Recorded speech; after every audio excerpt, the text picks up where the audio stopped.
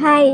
അപ്പോൾ ഇന്ന് ഒരു ചെറിയ വീഡിയോ, ഒരു കുഞ്ഞു വീഡിയോ, ഷോർട്ട് വീഡിയോ എടുക്കാന്ന് വിചാരിച്ചെന്ന് അറിയോ? നമ്മുടെ നാട്ടിൽ കാണപ്പെടുന്ന കള്ളിമുള്ളി ചെടിയില്ലേ, അതുപോലെ നമ്മുടെ മാൾട്ടയിൽ എന്നെക്കാട്ടിലും പൊക്കത്തിൽ വളർന്നിരിക്കുന്ന കള്ളിമുള്ളി ചെടിയുണ്ട്. കണ്ടാ, ഇതെന്ന് പറഞ്ഞു കഴിഞ്ഞാൽ ലോക്കലായിട്ട് കിട്ടുന്ന ഒരു ഫ്രൂട്ട്സ്. നമ്മുടെ എല്ലാ നാട്ടിലും ലോക്കൽ ഫ്രൂട്ട്സ് എന്ന് പറയുന്ന സംഭവമുണ്ട്. അതുപോലെ ഇവിടെ ഉള്ള ഒരു ലോക്കൽ ഫ്രൂട്ട് ചെടിക്ക് ഒരു പഴമുണ്ട്. കാണല്ലേ, ഈ ഈ ചുവന്ന കളറിൽ നിൽക്കുന്നില്ലേ, ഇത് ഇവിടുത്തെ ഒരു ഡെലീഷ്യസ് ആയിട്ടുള്ള ഒരു ഫുഡ് എന്നാണ്. ആരും നനയ്ക്കാതെ കൃഷി ചെയ്യാതെ തന്നെ ഉണ്ടാവുന്ന ഒരു സംഭവം. അപ്പൊ നമുക്ക് ഇന്ന് ഇതിന്റെ എന്താണ് ഇതിന്റെ ടേസ്റ്റ്, കടകളിലൊക്കെ വെച്ചിരിക്കുന്നത് ഞാൻ കണ്ടിട്ട് ഇതുവരെ കഴിച്ചു നോക്കിയിട്ടില്ല. അപ്പൊ നമുക്കൊന്ന് കഴിച്ചു നോക്കിയാലോ. അപ്പൊ ഞാൻ നൈഫൊക്കെ എടുത്ത് തന്നിട്ടുണ്ട് കേട്ടോ, ഇതിനെ കട്ട് ചെയ്യാൻ നമുക്ക് എന്താണ് സെറ്റപ്പ് എന്ന് അറിയാൻ വേണ്ടിട്ട്. ഇത് പഴുത്തിട്ടുണ്ടോ ഇല്ലെന്നൊന്നും അറിയില്ല. എന്തായാലും ഞാൻ ഇതിനെ സെറ്റ് ചെയ്തെടുക്കാന്ന് വിചാരിച്ചു. കേട്ടോ, അതിന്റെ കളർ ഉണ്ടോ?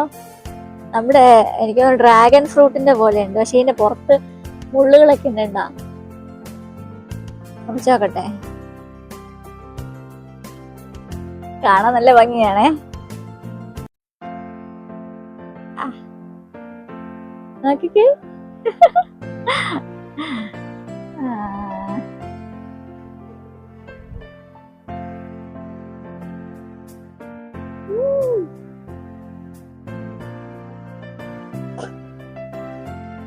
കുഞ്ഞു കുരുക്കളുണ്ട്.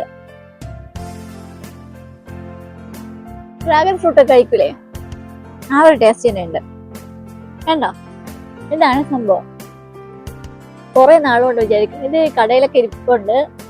€1 റേറ്റ് വരുന്നത്. പക്ഷെ ഇത് ശരിക്കും നല്ല പഴുത്തൊലഞ്ഞ് അതിന്റെ കറക്റ്റ് പരുവത്തിന് അങ്ങനെ നിൽക്കാനുള്ള പഴുവാണ്.